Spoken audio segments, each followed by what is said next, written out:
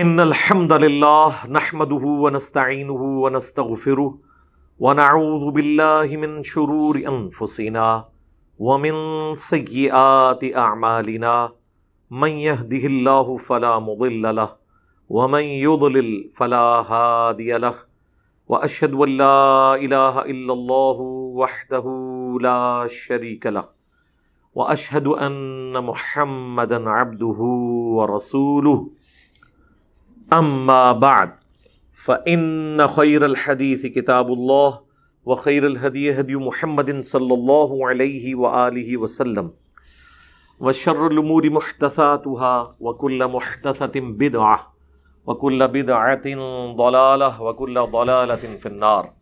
اعوذ بالله السميع العليم من الشيطان الرجيم من همزه ونفخه ونفثه. بسم الله الرحمن الرحيم.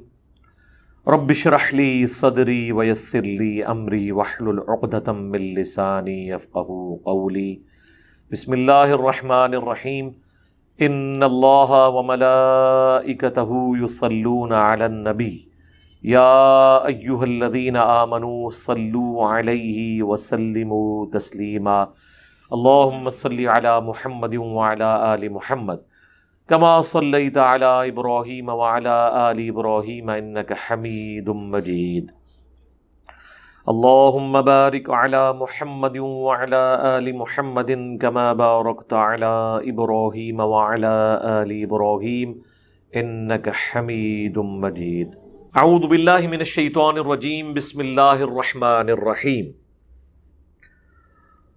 وَلُوطًا إِذْ قَالَ لِقَوْمِهِ، اور لوط کو ہم نے پیغمبر بنا کر بھیجا اس حال میں کہ انہوں نے اپنی قوم سے فرمایا، أَتَأْتُونَ الْفَاحِشَةَ مَا سَبَقَكُمْ بِهَا مِنْ أَحَدٍ مِّنَ الْعَالَمِينَ، کیا تم ایسی بے حیائی کرتے ہو کہ جو تم سے پہلے آج تک دنیا میں کسی نے نہیں کی.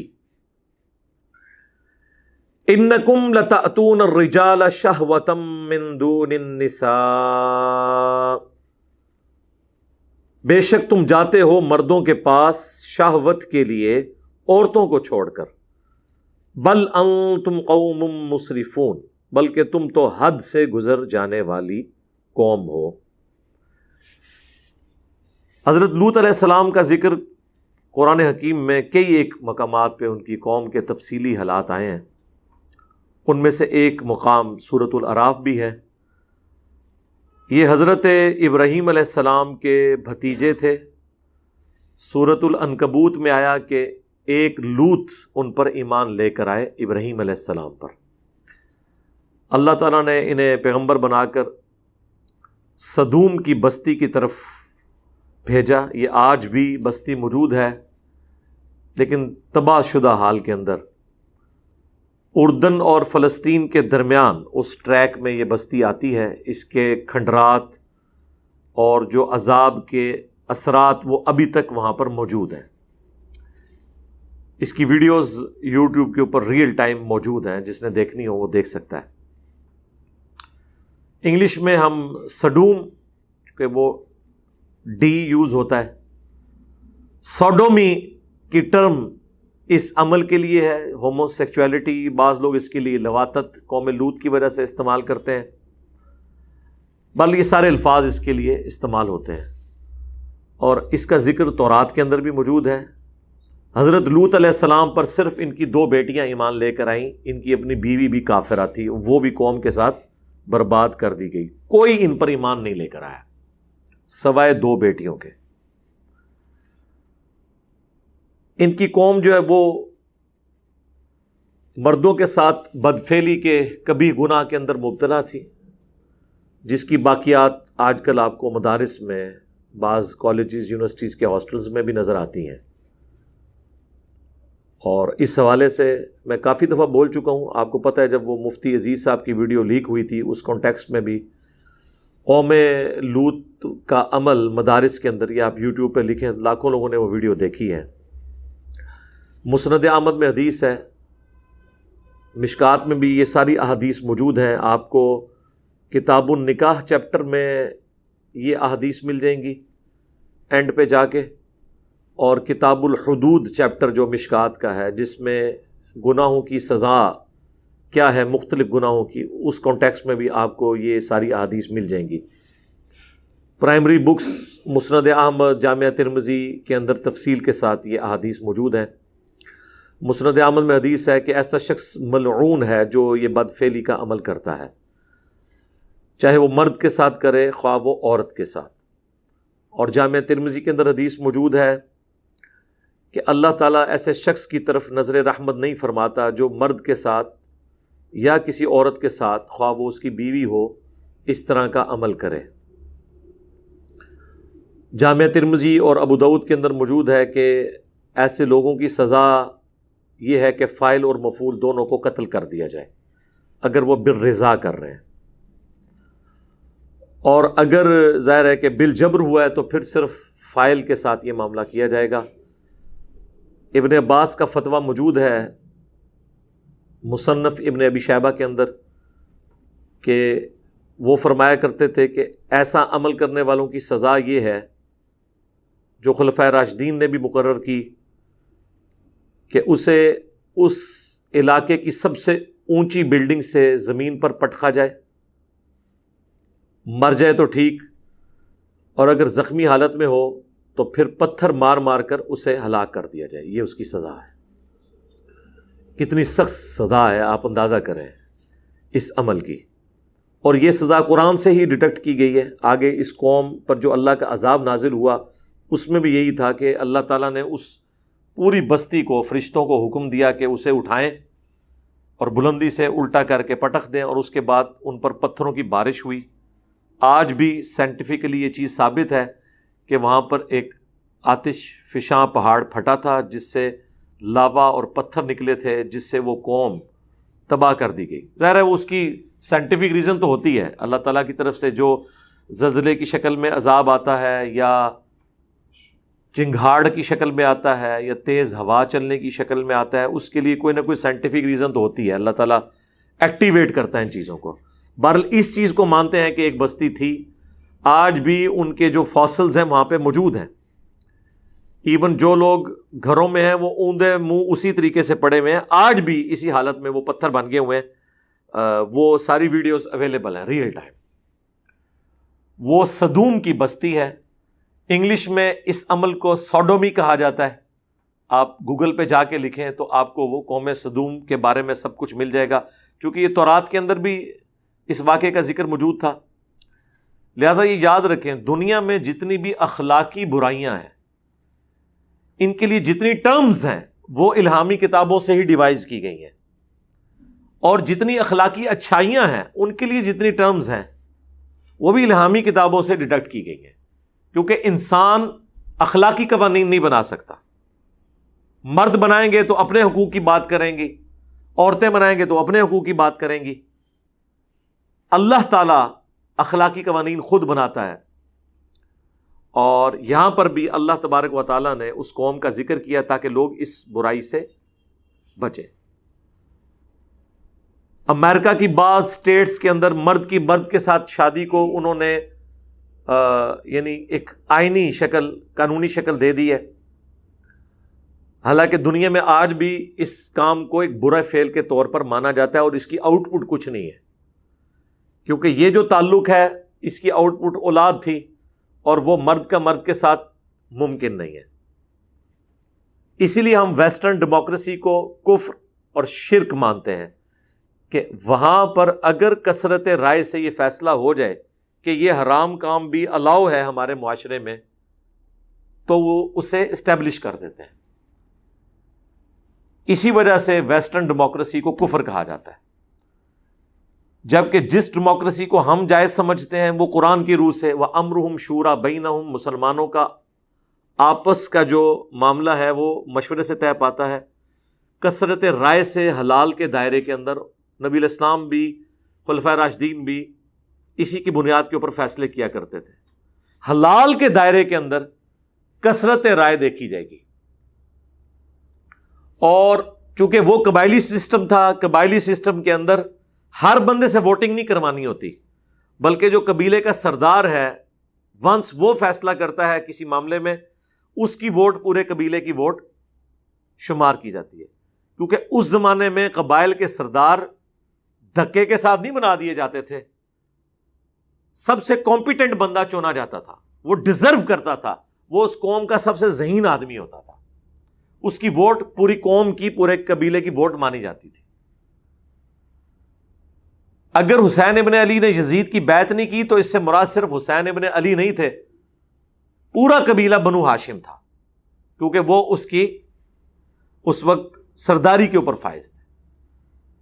اسی طریقے سے اگر حضرت زبیر نے بیعت نہیں کی تھی تو وہ پورا قبیلہ تھا جو حضرت زبیر کے ساتھ اٹیچ تھا، عبداللہ ابن زبیر جو حضرت زبیر کے بیٹے تھے، تو وہ پورے قبیلے کی بیعت نہ کرنا شمار ہوگا۔ قبائلی سسٹم میں ووٹنگ کا یہ طریقہ ہوتا تھا۔ لہذا ماڈرن ڈیموکریسی کو اگر اس میں حلال اور حرام کا فیصلہ قرآن و سنت کے مطابق ہو اور حلال کے دائرے کے اندر اندر کثرت رائے سے فیصلہ ہو تو ہم اسے عین خلافت راشدہ کی ماڈرن فارم سمجھتے ہیں، کیونکہ حلال کے دائرے میں کثرت رائے سے ہی فیصلہ ہوگا۔ محدثین بھی جب راویوں پر بحث کرتے ہیں تو کہتے ہیں جمہور محدثین کے نزدیک یہ راوی ثقہ ہے، یعنی اکثریت کے نزدیک، وہاں پہ سارے جمہوریت کو مانے ہوئے ہوتے ہیں۔ جب ہم کہتے ہیں کہ ٹرو ڈیموکریسی ہونی چاہیے، وہاں پہ ملوکیت کو گھسیٹ دیتے ہیں۔ تو خلافت راشدہ، خلافت کا نظام اور ماڈرن ڈیموکریسی، اگر اس میں ایک یہ چیز طے کر لی جائے کہ قرآن و سنت کے دائرے سے کوئی چیز بار اپروو نہیں ہوگی، یہ دونوں انٹرچینجبل چیزیں ہیں۔ اسی لیے جب قرارداد مقاصد پاس ہوئی تھی تو مولانا مودودی نے فرمایا تھا کہ آج ریاست پاکستان نے کلمہ پڑھ لیا ہے، کیونکہ قرارداد مقاصد جو آئین سے بھی کئی سال پہلے اسٹیبلش ہوئی، جب تک کہ آئین فائنل نہیں ہوا تھا 73 کا، اس میں یہ چیز طے ہو گئی تھی کہ ایک تو آئین بنایا جائے گا اور اس آئین کی بنیاد وہ قرارداد مقاصد ہوگی، اور قرارداد مقاصد میں یہ طے کیا گیا تھا کہ حاکمیت اعلیٰ کا مالک اللہ ہے، اور جو پاکستان کا حکمران ہے وہ قرآن اور سنت کے دائرے کے اندر اندر اس حق کو استعمال کرے گا، اور پاکستان میں کوئی ایسا قانون پاس نہیں کیا جائے گا جو قرآن و سنت کی تعلیمات کے منافی ہو۔ پریکٹیکلی اگر کوئی چیزیں ہوتی ہیں تو اس کے لیے بھی پھر سسٹم طے کیا گیا کہ اسے پھر کس طریقے سے اسلامی نظریاتی کونسل تک بات پہنچائی جائے گی اور وہ پورے معاملات ہوں گے۔ اس میں ابھی بھی کمزوریاں موجود ہیں، لیکن ان پرنسپل یہ ایسٹ ہے کہ ہم نے یہ چیز تعلیم کے طور پر ایک اپنے سلیبس کے اندر یا اپنے آئین کے اندر یہ چیز طے کر لی ہے۔ اب یعنی ایک بہت بڑا سٹیپ جو ہے وہ طے ہو چکا ہے، اس سے آگے جانے کی ضرورت ہے۔ اس کی میں دنیا میں ایک مثال دیتا ہوں کہ اگر آپ نے کہیں پر کوئی افطاری کروانی ہے تو اس میں یہ چیز تو طے ہے کہ کوئی حرام چیز سرو نہیں ہوگی، لہٰذا اس پہ ووٹنگ نہیں ہوگی کہ روزہ شراب سے کھلوانا ہے یا چرس سے کھلوانا ہے، نہ، ہاں ووٹنگ اس پہ ہوگی کہ روزہ کھجور سے، پانی سے، روح افزا سے یا کسی اور ڈرنک سے کھلوانا ہے جو حلال ہے، تو اس میں کثرت رائے سے فیصلہ ہو سکتا ہے۔ یا اگر آپ نے افطار کے بعد کھانا دینا ہے تو اس پہ کوئی کثرت رائے نہیں ہوگی کہ خنزیر روسٹ سرو کیا جائے کہ نہیں، ہاں اس کے اوپر کثرت رائے فیصلہ ہو سکتی ہے کہ آپ نے مٹن قورمہ سرو کرنا ہے، چکن بریانی سرو کرنی ہے یا دال کدو۔ میں تو دال کدو کے حق میں ووٹ ڈالوں گا نا، اور اگر کدو نہیں آپ مانیں گے تو میں قاضی ابو یوسف کی طرح تلوار نکال لوں گا، ٹھیک ہے، وہ جو کہانی انہوں نے ایک بنائی ہوئی ہے۔ تو حلال کے دائرے کے اندر اندر کثرت رائے سے فیصلہ ہوگا، اس چیز کو سمجھنے کی ضرورت ہے۔ چونکہ اب یہ ساری چیزیں اس کے ساتھ جڑی ہوئی ہوتی ہیں، تو میں نے چونکہ ہومو سیکچویلٹی کئی ملکوں کے اندر وہ کہہ رہے ہیں جی یہ ایک بیسک ہیومن رائٹس کے خلاف ہے کہ اگر لوگ چاہتے ہیں تو ہم ان کے رائٹس کے درمیان ہرڈل کیوں بنیں؟ وہ اس لیے بنیں گے کہ جو اخلاقی قوانین ہیں وہ گاڈ کے بنائے ہوئے قوانین ہیں، اور جب کوئی ریاست اس حوالے سے طے کرتی ہے کہ یہاں پہ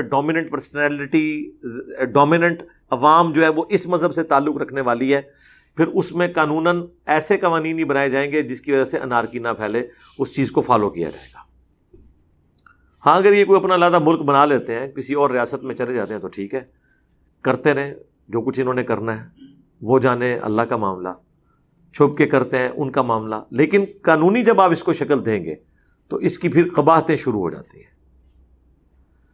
اور اس حوالے سے بعض اوقات لوگ جو جنت میں بھی ایسے معاملات ہیں اس کو بھی ڈسکس کرتے ہیں کہ جی جنت میں جو ہے وہ لڑکے ہوں گے جو سرو کریں گے جنتیوں کو، وہ ویٹرز کے طور پر ہوں گے، اس کام کے لیے نہیں ہے، یہ اللہ تعالیٰ نے جو اپنی ڈیسٹنی میں چیز مقرر کر دی ہے وہ اسی طریقے سے ہے۔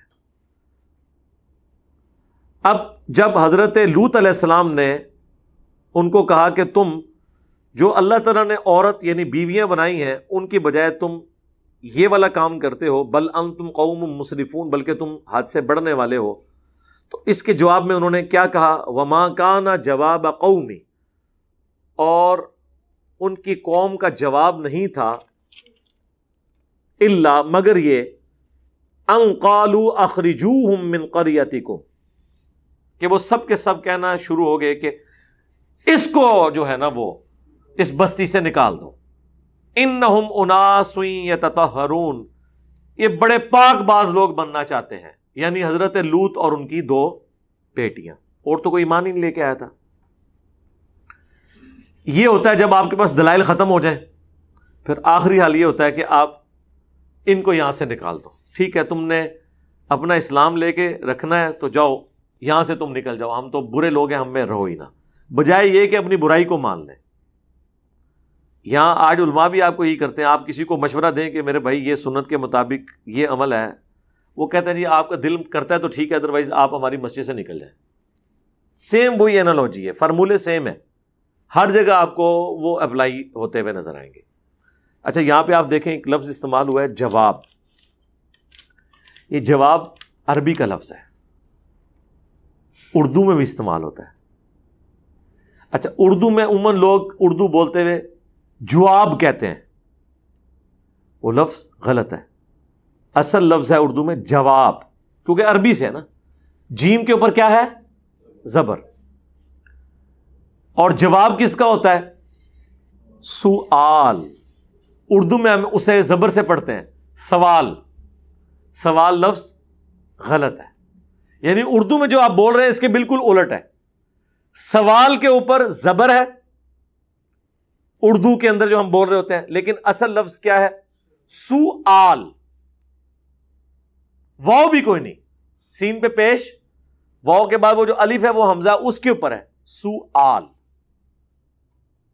سؤال اور جواب، لیکن ہم کیا بول رہے ہوتے ہیں؟ سوالو جواب، یا جواب بھی بات بول دیتے ہیں، یہ لفظ جواب ہے، یہ لفظ آ گیا۔ اردو میں بعض اوقات ڈکشنری میں آپ کو الفاظ نہ مل رہے ہوں تو قرآن میں آپ کو کافی سارے الفاظ مل جائیں گے جس سے آپ کو پتہ چل جائے گا کہ اس میں یہاں پہ زبر آتی ہے یا زیر آتی ہے یا پیش آتی ہے۔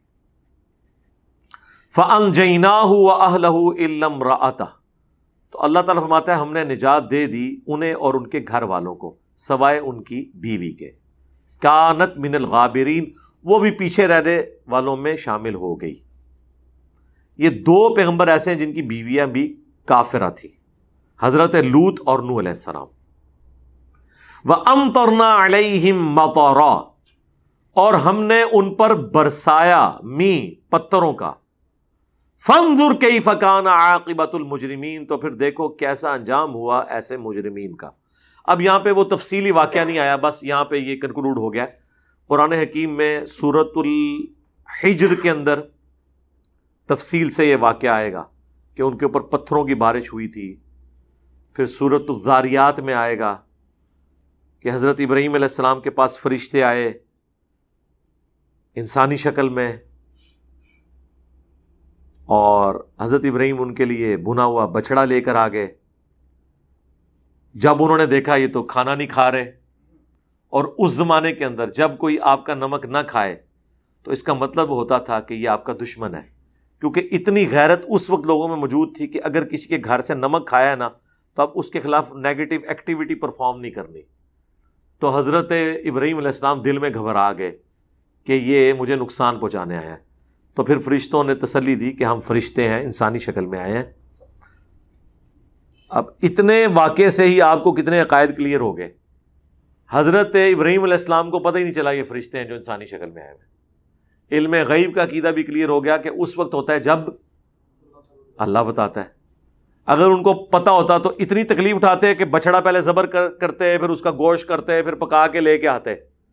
بے فکر ہو کے بیٹھنا تھا. جس طرح ہمیں رمضان میں پتہ ہوتا ہے کوئی آ بھی جائے مہمان، پتہ چل جاتا ہے روزے سے ہے تو بس بے فکر ہو جاتے ہیں، اور جب پتہ چلے افطار سے پہلے ہی جانا ہے پھر تو اور بے فکر ہو جاتے ہیں.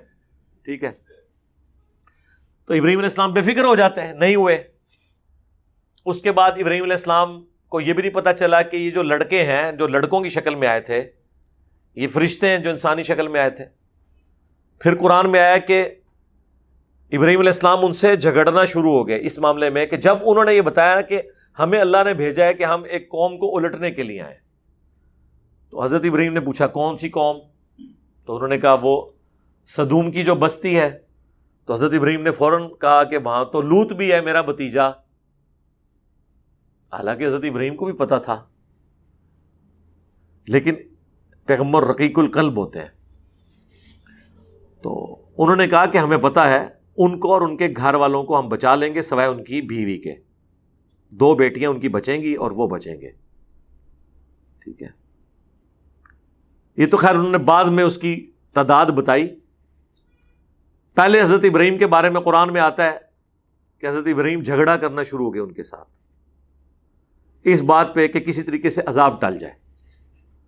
اور حضرت ابراہیم نے اپنی طرف سے، اب یہ جو آگے ڈیٹیل ہے نا، جھگڑنے کا ذکر قرآن میں ہے کہ بحث شروع کر دی، لیکن وہ تفصیل کیا ہے وہ تورات میں ہمیں ملتی ہے کہ حضرت ابراہیم نے کہا کہ اچھا مجھ سے تم یہ وعدہ کرو کہ اگر 10 بندے نکل آئے ایمان والے تم اس بستی کو نہیں الٹو گے. فرشتوں کو تو اللہ نے بتایا ہوا تھا کہ کتنے بندے ہیں. انہوں نے کہا جی لو جی وعدہ.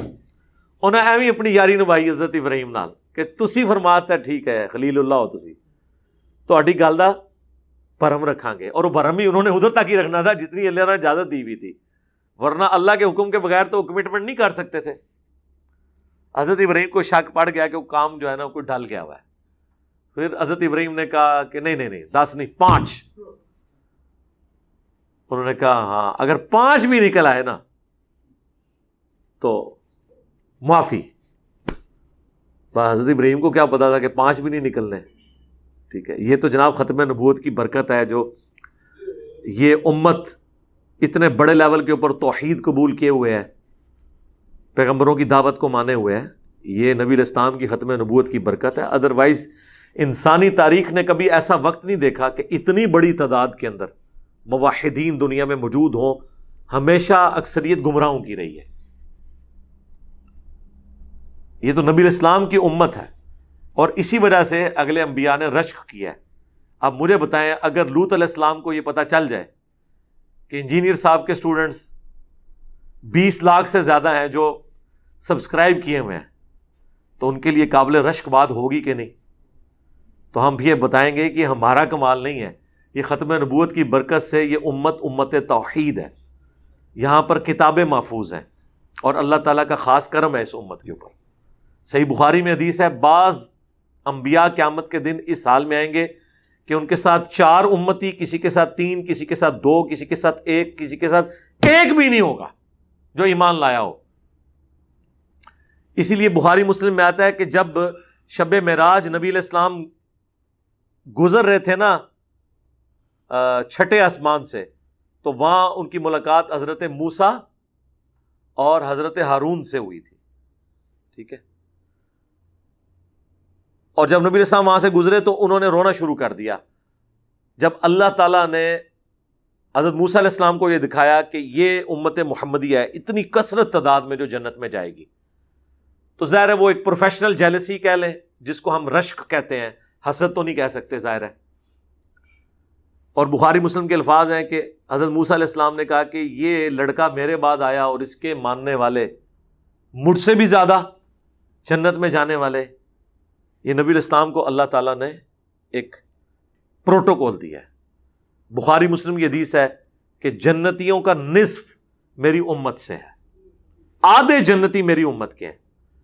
ابن ماجہ اور ترمذی میں حدیث ہے کہ جنتیوں کی 120 میں سے 80 صفیں میری امت سے ہیں۔ اتنی کثرت سے یہ امت جائے گی، لیکن ایز کمپیئر ٹو اگلوں کے اگر آپ امت کے اندر تعداد دیکھیں تو پھر تو آٹے میں نمک ہی ہے سرکار۔ اے نہ سمجھے ہوگا کہ سارے ہوتے بیٹھے ہوں گے، ایڈا بھی سوگا معاملہ نہیں ہے۔ 7 ارب سے زیادہ انسانوں میں سے 5 ارب تو پکے کافر اور مشرک ہیں، جو 1.5 ارب مسلمان ہیں ان میں بھی آپ دیکھ لیں، ہر فرقہ جب اپنے آپ کو جنتی ڈکلیئر کرتا ہے تو باقی کے 1.25 ارب مسلمان تو ہر فرقہ فارغ کرتا ہے، ٹھیک ہے؟ لیکن بہرحال اگلے انبیاء کی نسبت یہ تعداد بہت زیادہ ہے۔ اب ابراہیم علیہ السلام کو کیا پتا تھا کہ 2 بیٹیاں ہوں گی، حضرت لوط علیہ السلام کی اور ایک ان کی خود اپنی ہستی، اس کو اللہ تعالیٰ نجات دے گا۔ 3 بندے صرف، بیوی بھی ان کی ہلاک۔ پھر وہ نوجوانوں کی شکل میں قرآن پاک میں پوری تفصیل آتی ہے۔ اب وہ جب نوجوان حضرت لوط علیہ السلام کے مہمان بن کے آئے تو لوط علیہ السلام کو بھی علم غیب نہیں تھا جب تک اللہ نہ بتائے، وہ مہمان بن کے گئے۔ اللہ تعالیٰ نے سنت اڈاپٹ کی ہے نا، وہ قرآن میں پوری تفصیل آئی ہے۔ پھر اس کی مہمان کی شکل میں گئے تو حضرت لوط علیہ السلام نے انہیں گیسٹ کے طور پہ رکھا کہ دوسرے علاقے سے لوگ یہاں پہ کوئی وزٹ کرنے آئے۔ اس جگہ پہ لوگ ٹورزم بہت زیادہ تھی، لوگ دوسرے ملکوں سے سیر و سیاحت کے لیے آیا کرتے تھے۔ تو قرآن میں ذکر ہے کہ جب وہ نوجوان لڑکوں کی شکل میں فرشتے آئے تو حضرت لوط علیہ السلام بڑے غمگین ہوئے کہ کاش آج میرے پاس کوئی ایسا قلعہ، کوئی ایسی جگہ ہوتی کہ میں اپنے ان مہمانوں کو بچا سکتا اپنی قوم کے شر سے، کیونکہ انہیں ڈر پڑ گیا کہ اگر وہ اتنے لڑکوں کو دیکھیں گے تو وہ تو اپنی حاجت پوری کرنے کے لیے یہاں آ جائیں گے۔ اور وہی ہوا، قرآن میں آیا کہ وہ سارے کے سارے جمع ہو کے آ گئے۔ تو حضرت لوط علیہ السلام نے بڑے لجاجت کے انداز میں انہیں سمجھایا، مجھے میرے مہمانوں کے سامنے بے عزت نہ کرو، کاش کوئی مضبوط قلعہ ہوتا میں اس کی پناہ لے لیتا، یا کاش شیخ عبد القادر جیلانی ہوتے ایک نگاہ مار کے ہلاک کر دیتے۔ پیغمبر تو یہی کہتے ہیں کہ کاش کوئی قلعہ ہوتا میں اپنے مہمان بچا لیتا۔ تو اس سے آپ کو اندازہ ہو جانا چاہیے کہ بابت شاہی کوئی نہیں، یہ بابوں کی طرف سب جھوٹی کہانیاں منسوب ہیں۔ پیغمبروں کو کوئی ایسی چیز نہیں ملی ہوئی تھی جو یہ نگاہ مار کے تو یہ کر دیں وہ کر دیں۔ تو حتیٰ کہ حضرت لوط علیہ السلام نے کہا کہ کسی کو زیادہ مسئلہ ہے تو یہ میری بیٹیاں ہیں، ان کے ساتھ شادی کر لو کسی نے کرنی ہے۔ انہوں نے کہا کہ یہ ہمیں مشورے اپنے پاس رکھو، تمہیں پتہ ہے ہم کس کام کے لیے آئے ہیں۔ اس وقت پھر فرشتوں نے جب دیکھا نا کہ حضرت لوط علیہ السلام جو ہے وہ ان کا وہ تھریش ہولڈ پوائنٹ کراس کر گیا ہے، ظاہر ہے پریشانی، ٹینشن۔ انہوں نے کہا آپ گھبرائیں نا، ہم اللہ کے فرشتے ہیں، یہ ہمیں کیا نقصان پہنچائیں گے، ان کو الٹنے کے لیے ہم آئے ہوئے ہیں۔ بس رات کے آخری پہر آپ نے اپنے گھر والوں کو اپنے ساتھ لے کے نکل پڑنا ہے، اور آپ کی بیوی جو ہے نا وہ آپ کی اس قوم کے ساتھ شمار کی جائے گی، باقی آپ اپنی بیٹیوں کو۔ پوری قوم میں سے ایک مرد نہیں نکلا، ایک مرد کا بچہ نہیں نکلا جو حضرت لوط علیہ السلام پر ایمان لایا ہو۔ 2 بیٹیاں، اور کہا کہ آپ رات کے آخری پہر لے کے نکلیں، ان کے اوپر عذاب آئے گا، ہمیں حکم ہے کہ ہم اس بستی کو الٹیں گے اور ان پہ پتھروں کی بارش ہوگی۔ وہی ہوا، حضرت لوط علیہ السلام اپنی بیٹیوں کو، بیوی کو بھی ساتھ لے کے نکل پڑے۔ ظاہر ہے بندے فیملی کا تو ایک ہوتا ہے نا سلسلہ، اگرچہ انہیں بتا دیا گیا تھا اس نے کو نہیں بچنا، ان کا چلو ایک آخری ٹرائی مار کے دیکھ لوں، لیکن آپ کو پتا ہے کہ موت کے غرغرے سے پہلے پہلے توبہ قبول ہوتی ہے۔ چونکہ اللہ نے عذاب کا فیصلہ کر لیا تھا، اگرچہ اس کی ایگزیکیوشن چند گھنٹے بعد ہوئی، لیکن فیصلہ ہو چکا تھا، اس سے پہلے تو وہ ایمان نہیں لائی تھی، نہ بعد میں اس نے لانا تھا۔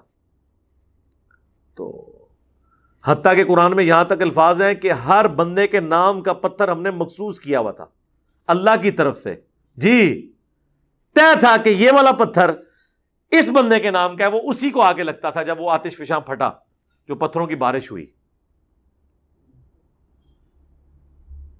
اللہم احسن عاقبتنا فی الامور کلیہا وَأَجِرْنَا مِنْ خِزْيِ الدُّنْيَا وَعَذَابِ الْآخِرَةِ آمین۔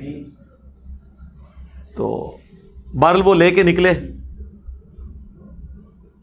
یہاں تک تو قرآن میں آیا ہے۔ تورات میں یہ ہے کہ جب وہ جا رہے تھے بیوی بھی ساتھ تھی۔ قرآن میں یہ الفاظ آئے ہیں کہ پیچھے مڑ کے نہیں دیکھنا۔ یہ آپ نے اکثر اپنی سٹوریوں میں سنا ہوگا، پیچھے جو مڑ کے دیکھے گا پتھر بن جائے گا۔ یہ قرآن سے ہی انہوں نے اخذ کیا ہوا ہے۔ فرشتوں نے کہا تھا کہ آپ کو جب چیخوں کی آواز آئے نا، آپ کی قوم کے اوپر عذاب آ رہا ہو، تو آپ نے مڑ کے نہیں دیکھنا۔ یہ نہ ہو کہ پیغمبر ہیں تو دل پسیج جائے، مڑ کے نہیں دیکھنا، کیونکہ وہ عذاب نازل ہو رہا ہے اور عذاب والا مقام ہے۔ آپ نے سیدھا آگے جانا ہے جب تک کہ آپ کو وہ جگہ نہ بتا دی جائے جہاں آپ کا پڑاؤ ہونا ہے۔ تورات میں پھر یہ ملتا ہے کہ ان کی جو بیوی تھی نا، جب اس نے چیخو پکار سنی تو ظاہر ہے اس کی ہمدردیاں اپنے خاوند کے ساتھ تو نہیں تھیں۔ اس نے مڑ کے دیکھا، ہائے میری قوم۔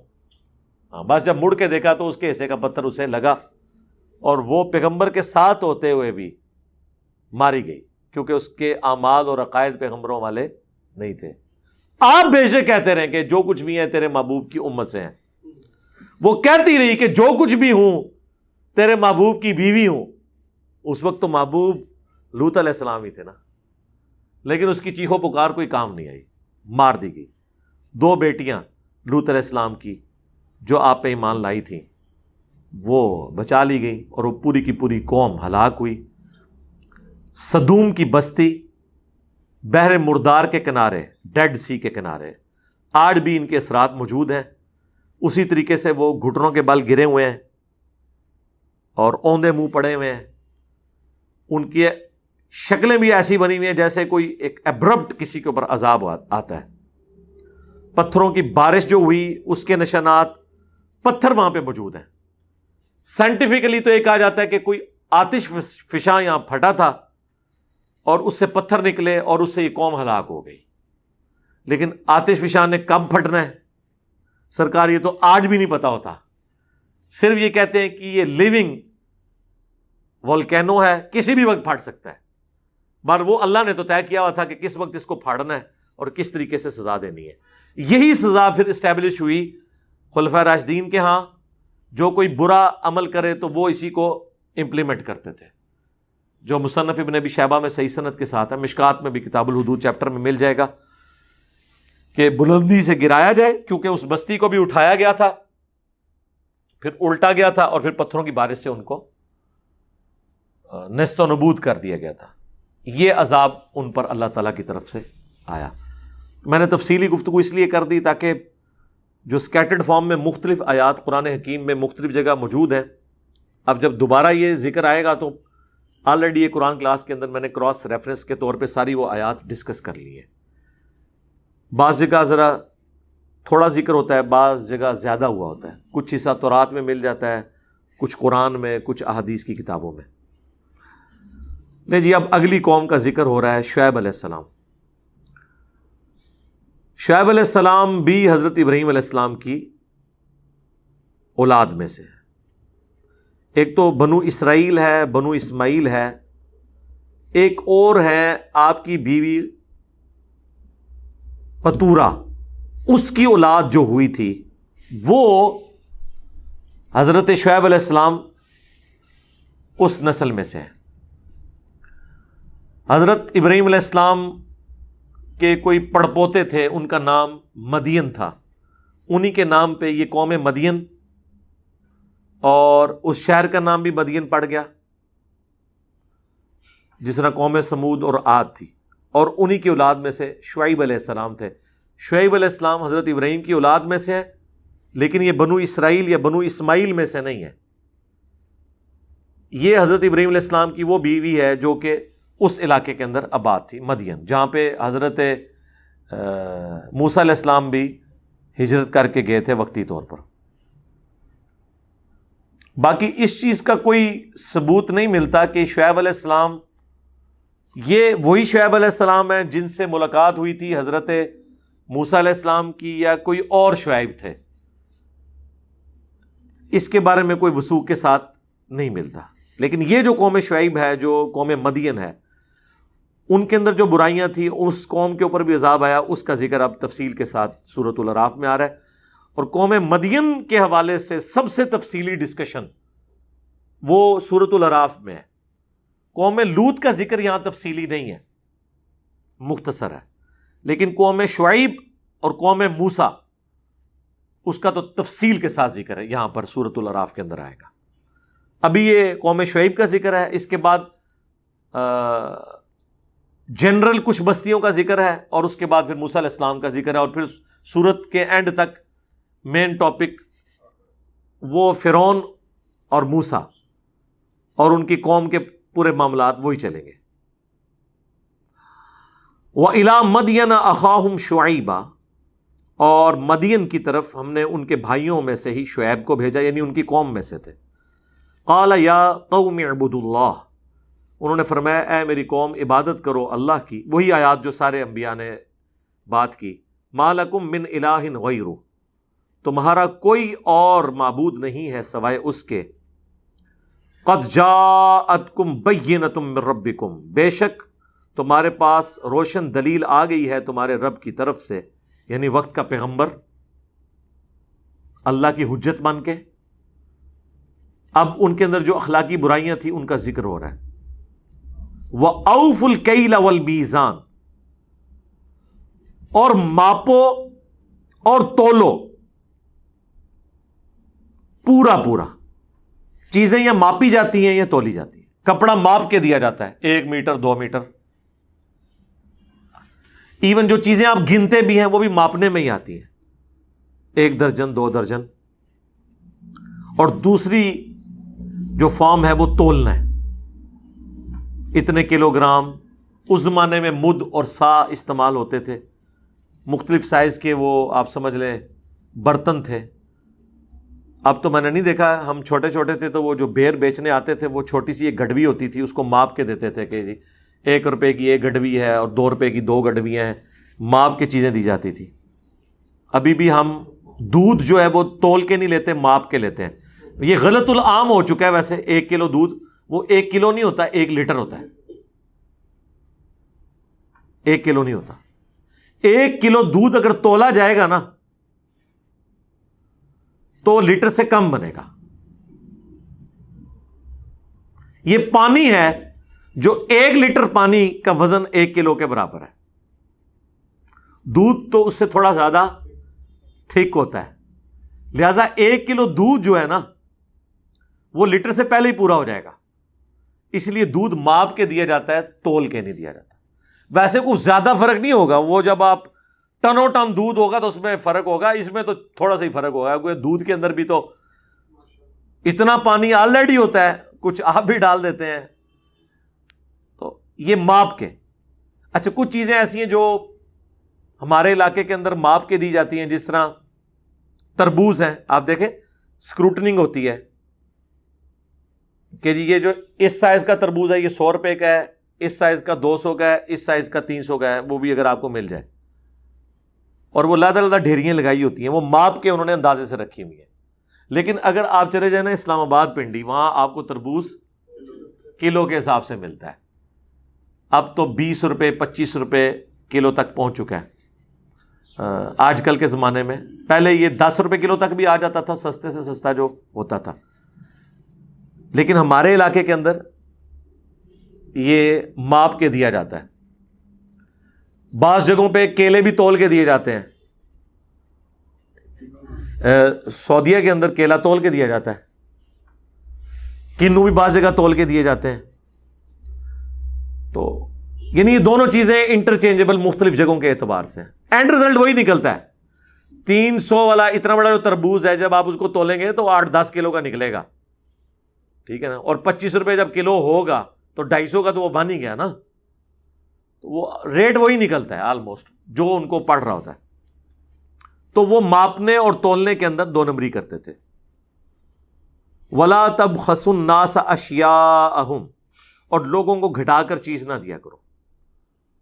اب ماپنے میں بھی بعض اوقات فیتا ہے تو وہ اس کو اس طریقے سے کھینچیں گے، ادھر سے اس کو یوں کر لیں گے. تولنے میں بھی آپ دیکھیں وہ کس طرح ڈنڈی مارتے ہیں، وہ جو ترازو ہے اس کو یوں کر دیتے ہیں.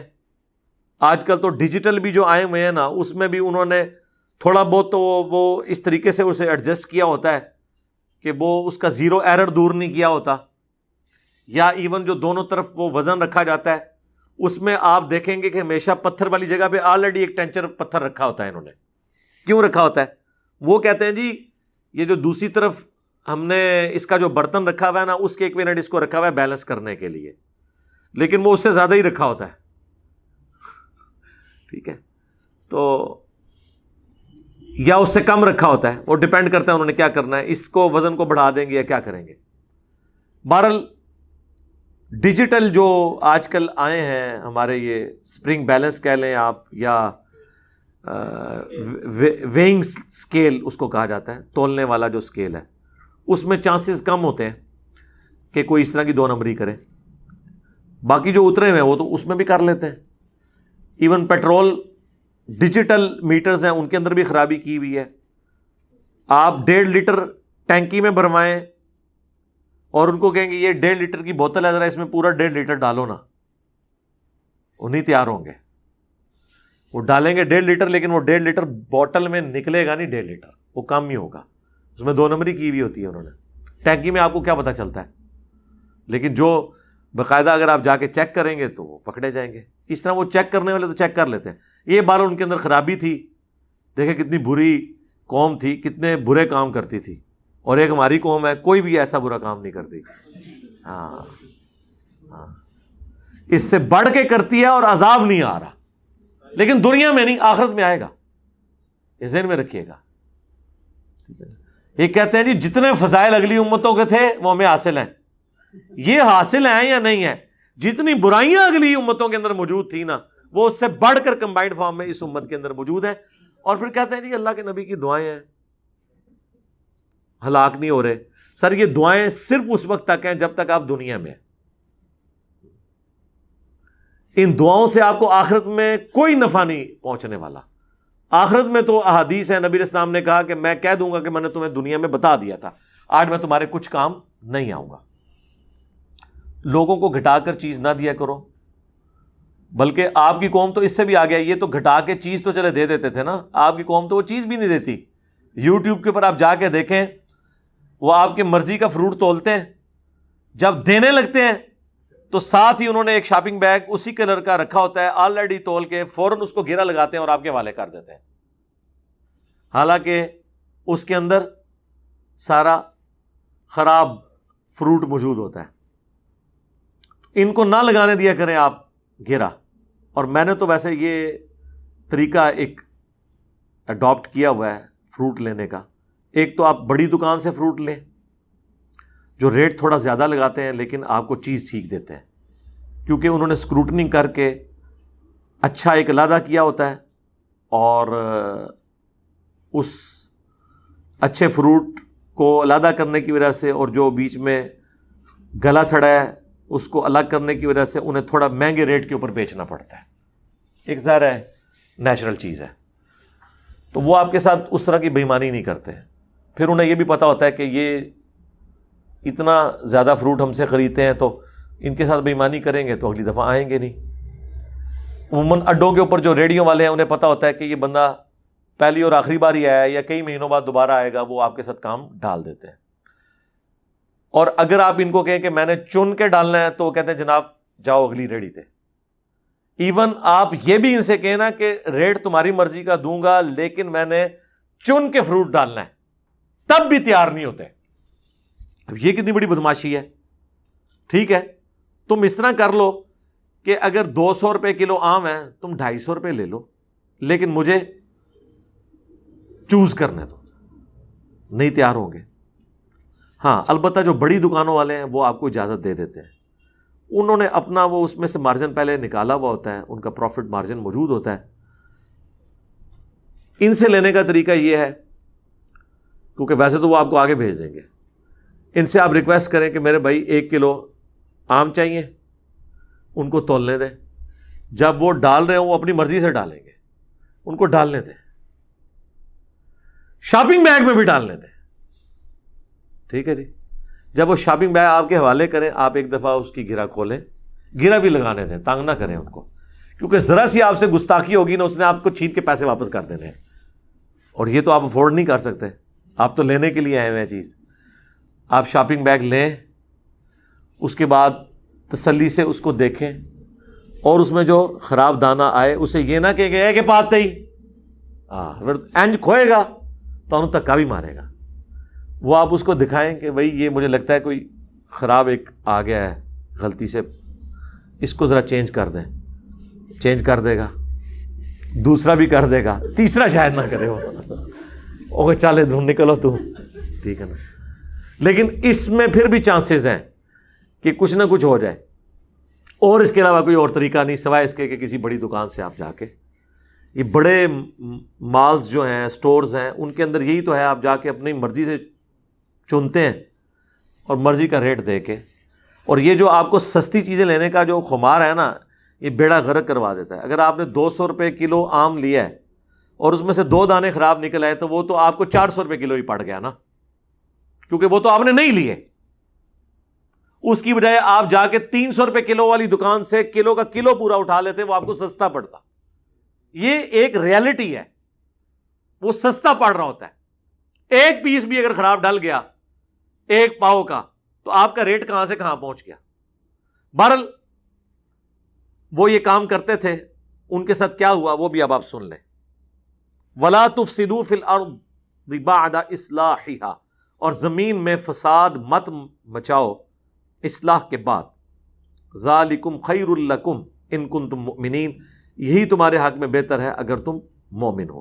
وَلَا تَقْعُدُوا بِكُلِّ صِرَاطٍ تُوعِدُونَ وَتَصُدُّونَ عَن سَبِيلِ اللَّهِ، اور راستوں میں مت بیٹھ جایا کرو، ہر ایک راستے میں کہ راہگیروں کو روکتے ہو تم اللہ کے راستے سے۔ من آمن بھی، جو ایمان لے کر آیا ہوا ہے اس کے اوپر جو میرے ساتھ اللہ نے نازل کیا، یعنی حضرت شعیب علیہ السلام۔ وَتَبْغُونَهَا عِوَجًا، اور ٹیڑھا راستہ تلاش کرتے ہو، اس میں عیب تلاش کرتے ہو۔ راستے میں بیٹھ کے ظاہر اہل ایمان کے ساتھ وہ پھڈے کرتے تھے، آج بھی یہ سلسلہ ہے، ان کو چھوڑ دیں۔ آج کسی کا بچہ رفع الیدین سے نماز شروع کر دے، بے نمازی محلے کے جو بڑے بڑے عمر کے لوگ ہیں نا، وہ اس کے گھر پہنچ جاتے ہیں کہ آپ کے بیٹے کو کیا ہو گیا ہے، اور باپ تو آپ کو پتا ہے ویسے ہی ان کا چڑیا جتنا دل ہوتا ہے، ٹھیک ہے۔ اب یہ ہماری لائف سٹوریز میں لوگ آگے کہہ رہے ہیں جی ماشاءاللہ جی والدہ نے بھی رفع الیدین شروع کر دیا ہے، بہنوں نے بھی کر دیا، لیکن ایک جملہ آپ کو کامن نظر آئے گا کہ ابا جی کا کچھ نہیں بنیا۔ کوئی زیادہ بن جائے تو یہ ہے کہ ابا جی مندے ہیں کر دے نہیں، انہوں نے نہیں کرنا مرتے دم تک۔ ہاں ابے تے پیغمبراں دے بھی کافر ہوئے نے، یا اللہ نے ان کو دعوے پیغمبری کرنے سے پہلے ابے مار دیے پیغمبروں کے، کیونکہ باپ اپنے بیٹے کو ہمیشہ بچے کی نظر سے دیکھتا ہے، وہ چاہے جتنا پڑھ لکھ جائے اس کا وہ کیڑا نہیں مرتا، کیونکہ وہ مرد ہوتا ہے نا، اور مرد جو ہے وہ کسی اور مرد کو برداشت نہیں کرتا۔ عورت پھر بھی پیسے مزاج کی ہے، ماں ہو کے بات قبول کر لیتی ہے۔ تو یہ آپ دیکھتے ہیں نا، تو یہ وہ بھی راستے میں بیٹھ جاتے تھے خام خواہ سینگ پھنسانے کے لیے، اہل ایمان کو تنگ کرنے کے لیے، اور اس میں ٹیڑھ پن تلاش کرتے تھے، دماغ میں مختلف باتیں ڈالتے تھے۔ وَاذْكُرُوا إِذْ كُنْتُمْ قَلِيلًا، یاد کرو وہ وقت جب تم بہت تھوڑے تھے۔ فَكَثَّرَكُمْ وَانظُرْ كَيْفَ كَانَ عَاقِبَةُ الْمُفْسِدِينَ، پھر ہم نے تمہیں بڑھا دیا اور دیکھو پھر کیا انجام ہوا فساد برپا کرنے والوں کا۔ اب اس میں ان کو پرانی کسی قوم کا بھی حوالے کے طور پہ یہ بات کی جا سکتی ہے، اور روئے سخن مشرکین عرب کی طرف بھی ہو سکتا ہے کہ تمہیں اللہ تعالیٰ نے اس کثرت میں آباد کیا ہے اور اگلی قوموں کا دیکھو کیا انجام ہوا، دونوں طرف جا سکتا ہے۔ وَإِن كَانَ طَائِفَةٌ مِّنكُمْ آمَنُوا بِالَّذِي أُرْسِلْتُ بِهِ، اور اگر تم میں کوئی ایک گروہ ایمان لے ہی آیا ہے اس پر جو نازل ہوا ہے مجھ پر، میرے ساتھ جو نازل ہوا، جو میں دے کر بھیجا گیا ہوں، وَطَائِفَةٌ لَمْ يُؤْمِنُوا، اور ایک گروہ ایمان نہیں لایا، فَاصْبِرُوا، پس صبر کرو، حَتَّى يَحْكُمَ اللَّهُ بَيْنَنَا، یہاں تک کہ اللہ فیصلہ کر دے ہمارے درمیان، وَهُوَ خَيْرُ الْحَاكِمِينَ، اور سب سے بڑھ کر وہ فیصلہ فرمانے والا ہے۔ ظاہر شعیب علیہ السلام پھر اپنی قوم کو یہ تسلی دے رہے تھے کہ تم ایمان لے آئے ہو اور ہمارے جو مخالفین ہیں وہ ایمان نہیں لے کر آئے، تو فیصلے کا انتظار کرو، اللہ کی طرف سے عذاب کا فیصلہ آ جائے گا، یا مخالفین کو ڈرایا جا رہا ہے کہ یار یہ اللہ کی طرف سے فیصلہ آ جانا ہے تمہارے خلاف، اس سے پہلے ایمان لے آؤ۔ قال الملأ الذین استکبروا من قومہ، کہنے لگے وہ سردار جو غرور اور تکبر کیا کرتے تھے ان کی قوم میں، ظاہر سرداری ان کی سٹیک پہ لگی، لَنُخْرِجَنَّكَ يَا شُعَيْبُ وَالَّذِينَ آمَنُوا مَعَكَ، کہ اے شعیب اور جو لوگ تیرے ساتھ ایمان لے کر آئے ہیں ہم ضرور تمہیں نکال دیں گے اپنے علاقے سے۔ وہی بات، آپ لوگ یہاں سے نکل جاؤ، ہمیں اس حال میں رہنے دو۔ ہم نے تو اسی طرح، یہ آج بھی جو لوگ حق بات قبول کرتے ہیں، ماں باپ رشتہ داری کہتے ہیں کہ بھائی تسی نکل جاؤ جو اتھوں، اپنے بیوی بچے لے کے سائڈ تے ہو جاتا، یہ سیم وہی مینٹالٹی ہے۔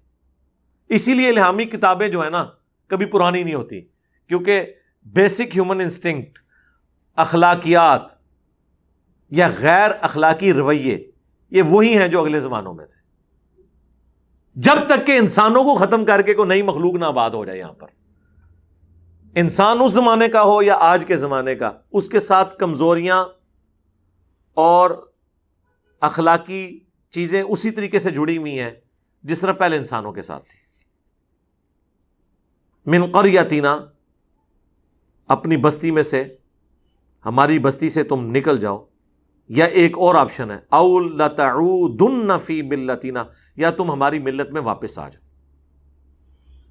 یعنی ہمارے فرقے میں واپس آ جاؤ، رافضی نہ بنو، ہمارے اماموں کو تم نے بزرگوں کو چھوڑ دیا، واپس ہو جاؤ، دوبارہ سے رفع الیدین چھوڑ دو، دوبارہ سے حنفی بن جاؤ آج کے دور میں۔ قال اولو کننا کارہین، شعیب علیہ السلام نے کہا کہ اگرچہ ہم اس چیز کو ناپسند بھی کرتے ہوں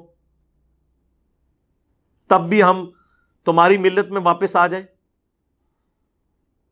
اب ظاہر ہے کہ شعیب علیہ السلام تو پیغمبر تھے، وہ تو ان سے شرک کا گمان نہیں کیا جا سکتا،